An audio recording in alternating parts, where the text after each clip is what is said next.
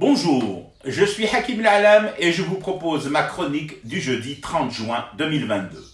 Elle s'intitule « Tourisme criminel ». Maroc, suite et sûrement pas fin parce que la blessure est ancienne et qu'aucun non-buant ne la guérit. Aux compatriotes vachement fiers apparemment de poster leurs photos de vacances au Maroc, sachez que je ne suis pas superviseur des vacances des Désédiennes et des Désédiens.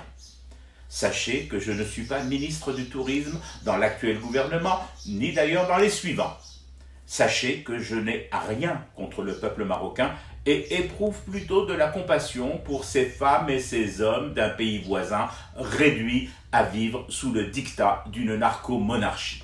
Mais sachez aussi que chaque sou que vous déboursez pour des vacances au Maroc participe d'un budget, d'une cagnotte spéciale.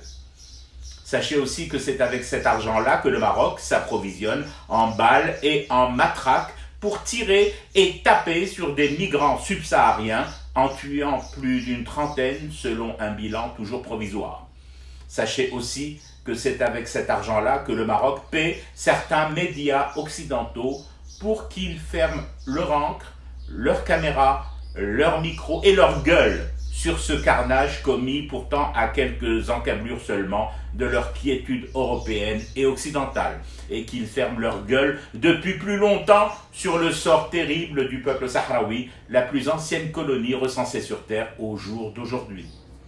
Sachez que c'est aussi avec cet argent-là que le Maroc construit des hôtels luxueux où il loge à l'œil les hommes politiques étrangers en formule all-inclusive plus les perdièmes qui impliquent leur silence et leur vote complice et criminel face à ces ratonnades immondes et à la spoliation de la souveraineté de la race sur ces terres.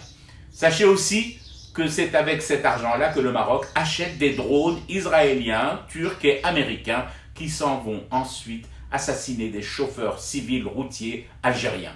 Sachez aussi que c'est avec cet argent-là que la narcomonarchie entretient ses champs de schnouf, de bœufs et de drogue de plus en plus dures, champs et plantations dont la planète entière, surtout celle dite développée et civilisée, détient la localisation GPS exacte, mais ne bouge pas d'un plan.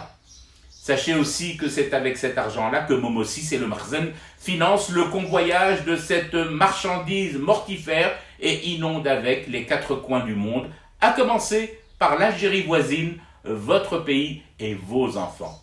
Sachez aussi et surtout que chaque euro que vous versez au tourisme marocain revient en boomerang sanglant contre votre bled. Le sachant tout cela, je le répète, je ne suis le superviseur des vacances de personne, je ne suis que celui qui fume du thé pour rester éveillé à son cauchemar qui continue. C'était Hakim Al-Alam, je vous retrouve samedi pour une autre chronique et une autre façon de dire son amour à l'Algérie.